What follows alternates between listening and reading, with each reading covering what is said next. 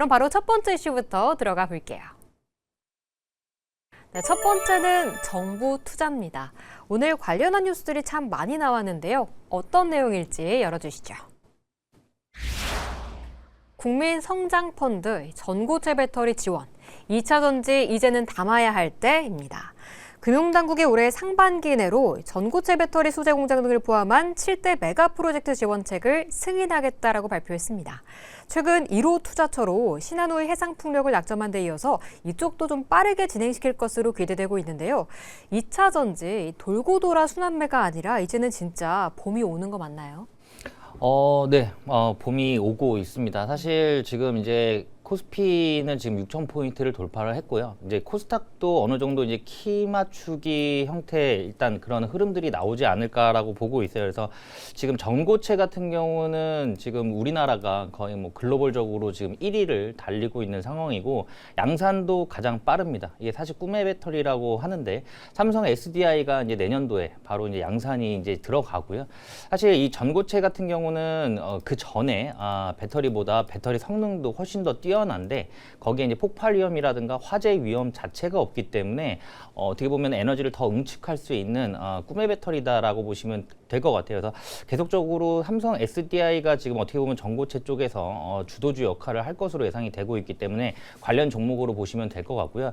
사실 코스닥이 만약에 여기에서 이제 3,000포인트를 간다라고 했을 때 지금 시가총액 1위, 2위인 에코프로와 에코프로 BM이 가야 되는데 삼성 SDI와 SDI와 지금 양극재 핵심 파트너사죠. 에코프로 BM이 함께 움직일 것으로 예상이 되고 있어요. 그리고 에코프로 같은 경우는 에코프로 그룹주 같은 경우는 지금 어떻게 보면 그동안의 적자폭을 다 만회를 하고 4분기에 흑자 전환에 성공을 합니다. 물론 에코프로 같은 경우는 파생 상품 투자에서 손실이 발생되면서 당기 순이익 같은 경우는 적자를 찍었지만 실질적으로 영업이익은 흑자를 전환을 했고요. 에코프로 BM도 마찬가지예요. 이게 뭐냐면 그동안 2차 전지가 리튬 가격이 하락하면서 사실 뭐 매출이라든가 영업이익 이런 실적들 숫자들이 굉장히 좋지가 않았죠. 적자였는데 이게 지금 바닥권에서 실적 턴어라운드가 되면서 상승 초입에 있다라고 보시면 될 것 같아요. 그래서 에코프로는 계속적인 추적이 필요하고 오늘도 흐름 좋았고요. 삼성 SDI 같은 경우도 전고체 관련해서 같이 움직일 것으로 예상이 되고 있고요. 그리고 사실 에코프로 같은 경우는 움직이면은 이 그룹주 자체가 움직이죠. 같이 움직이는 형태인데 사실 에코프로와 에코프로 BM 같은 경우는 지금 60%, 80% 올라와 있는 상태지만 아직 에코프로 머티 같은 경우는 움직이지 않은 상태이기 때문에 어떻게 보면은 지금 저점에서 매수세로 좀 유리한 그런 위치에 있다라고 보시면 될 것 같아요.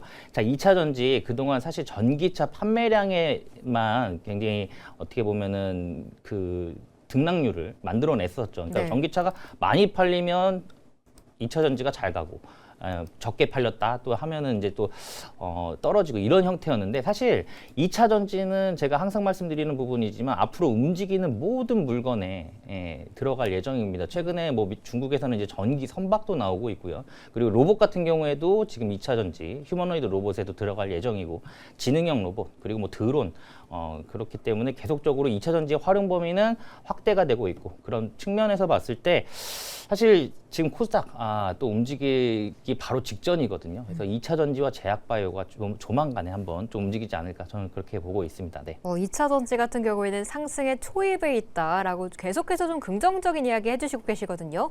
성 대표님 같은 경우에도 지난주 우리 삼성 SDI 짚어보면서 ESS 중심으로 좀 봐야 된다라고 말씀을 주셨어요. 근데 오늘 뉴스를 보니까 이 전고체 배터리 지원이라는 또 키워드가 붙었거든요. 그럼 소재 쪽까지 확장해서 봐도 되나요? 네, 사실 저는 이제 이 국민 성장 펀드 어떤 지원을 하는지 좀 간략히 말씀을 드리면 향후 5년 동안 150조 원을 지원을 한다는 거거든요. 근데 이번에 선정된 게 이제 이슈 스페셜시 케미컬을 선정을 했는데 이제 저리로 약 1,000억 원 정도로 빌려준다라는 거거든요. 그 정부에서 정책적으로 2차 전지를 키우는데 그 중에서도 핵심이 되는 게 전고체 배터리라는 거죠. 근데 우리가 그 전에 전고체 배터리 3년 전만 하더라도 전고체 배터리 하면 그거 언제 상용화돼? 꿈의 배터리. 이런 맞아요. 수식어가 붙었었거든요. 근데 얼마 전에 레포트 나온 것도 보면 삼성 SDI가 2027년에는 상용화를 하겠다. 그것도 로봇에 쓰겠다. 이렇게 얘기를 했거든요. 그러니까 전고체 배터리라는 게 더 이상 꿈의 배터리가 아니라 정말 조만간 2년 뒤에는 우리 일상에서 볼 수 있는 그런 배터리가 됐다라고 보는 거죠. 그래서 저는 2차 전지는 사실 이제 EV 쪽보다는 ESS 그리고 전고체 배터리도 또 모멘텀이 있다라고 보고 있는데 토픽을 말씀드렸던 거는 지난주에 말씀드렸던, 저번에 말씀드렸던 삼성 SDI가 맞고요. 그리고 저는 2차적으로는 최애는 삼성 SDI 중 차에도 있습니다. 차에는 전 NLM프로 보고 있거든요. 양극재 네. 쪽이긴 하지만. 그리고 삼성 SDI 같은 경우에는 전고체 배터리 이외에도 최근에 좀 시장에서 주목할 만한 이벤트가 있었는데 원래 가지고 있었던 삼성 디스플레이, 네. 그 지분을 지금 매도를 하는 거거든요. 원래 지금 현재 장부가로는 약 11조 원 정도로 가지고 있었어요. 근데 이게 지분법에 따라서 40% 할인을 받았기 때문에 원래 주가에는 4조밖에는 평가를 안 해줬었거든요. 근데 그거를 앞으로 팔겠다라고 이사회에 보고가 되면서 지금 장부가라도 11조가 지금 현재 반영이 되면서 최근 주가가 리레이팅이 되고 있는 그런 상황이거든요. 근데 뭐 이거를 이사회에서 보고 언제 하겠다, 언제 팔겠다 구체적인 일정은 나와 있지 않았지만 만약에 그 지분을 판다라고 하면 투자금도 훨씬 더 늘어나고 뭐 반영도 더 될 수 있는 거기 때문에 저는 삼성 SDI는 전고체 배터리 플러스 이런 지분 매각 모멘텀도 충분히 존재한다라고 보고 있고 네. LNF 같은 경우에는 물론 이제 전고차랑은 약간 좀 거리가 있긴 하지만 전 전반적으로 이제 2차 전지가 갈 때 LNF 같은 경우에도 같이 갈 수 있기 때문에 저는 에코 형제들보다는 LNF를 보고 있습니다. 두 분 다 뭐 셀은 삼성 SDI로 묵직하게 두고 네. 이 차이로 에코프로 그룹이냐 뭐 LNF냐 이렇게 좀 짚고 계신 것 같은데 사실 이 삼성 SDI 좋다는 건 너무 다 얘기하고 있지만 몇 달만 하더라도 LG 에너지 솔루션에 대한 관심도 굉장히 컸던 걸로 기억을 하거든요. 근데 갑자기 좀 쑥 들어간 것 같아요. 이건 사실 전고체 때문이라고 보고 있거든요. 지금 셀 3사 중에서 전고체에 대해서 가장 적극적이고 그리고 되게 분명한 청사진을 제시하고 있는 곳이 삼성 SDI다 보니까 셀 3사 중에서도 이제 삼성 SDI 주목도가 높아지고 있는 거고 상대적으로 LG 에너지 솔루션은 조금 시장에서 소외되고 있는 그런 측면이 있는 거죠. 그래도 주가는 꼬물꼬물 잘 가고 있습니다. 네. LG 에너지 솔루션이 아무래도 ESS 쪽 비중이 더 높다 보니까 지금은 전고체 키워드가 부각받기 때문에 상대적으로 좀 소외되어 있다라고 좀 말씀 주셨네요. 네, LG 에너지 솔루션 얘기하다 보니까 LG화학도 좀 떠올라서요. 오늘 또 정부 측에서 석유화학 사업 재편 1호 프로젝트를 승인하고 이 구조 개편에 2조 1천억 원을 투입하겠다고 밝혔습니다. 석유화학 쪽도 좀 꿈틀꿈틀거리고 있는 섹터 중에 하나인 것 같은데 이 상승세가 이어질 수 있을까요?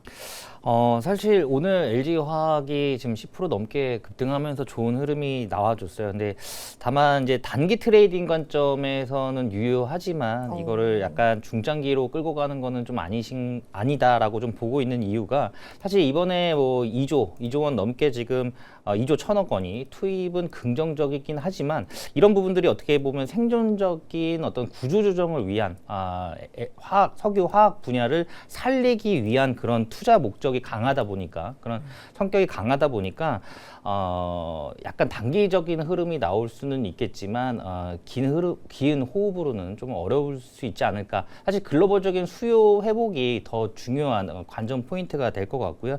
뭐 M&A 이슈라든가 아니면 뭐 스페셜티 이런 같은 비중이 그런 고부가 가치 이런 화학 비중이 높은 그런 종목들로 보시는 게 맞는 것 같고요. 사실 지금 석유 화학을 보기에는 지금 담아야 될 종목들이 원체 많기 때문에 네. 예, 일단은 이게 어떻게 보면 이제 어떤 섹터군들이 계속적으로 순환이 되고 있는데 이게 순서가 있잖아요. 예, 지금 아직까지는 석유화학의 순서가 아직 아주 오지 않지 않았나라고 보고 있기 때문에 네. 일단 다른 섹터로 먼저 보시고 석유화학 같은 경우는 약간 단기적으로 좀 대응을 하자 이렇게 말씀드릴 수 있을 것 같아요. 네. 성 대표님은 어떻게 보세요? 역시 좀 별로 안 좋아하실 것 같긴 한데. 네.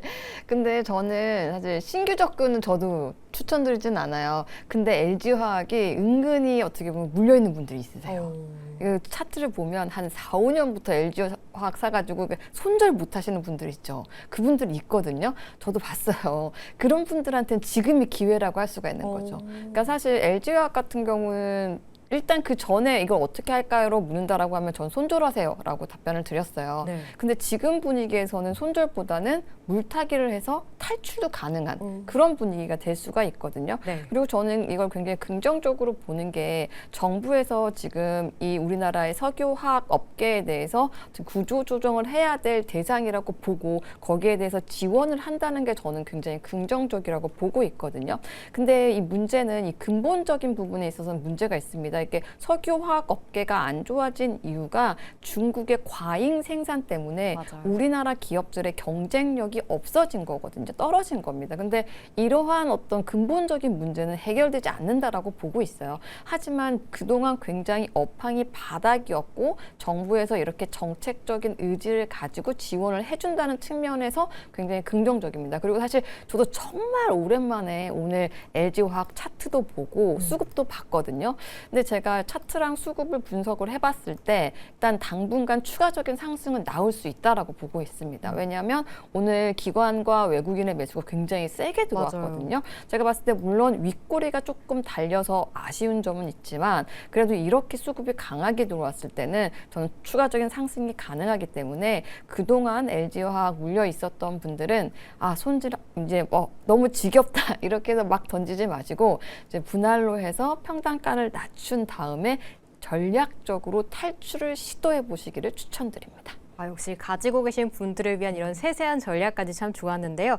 오늘 이렇게 생각을 해보다 보면 시장에 먹을 게 너무 많기 때문에 석유화학 쪽까지는 좀 손이 덜 갈 수 있다는 점도 좀 참고해 보시면 좋을 것 같습니다.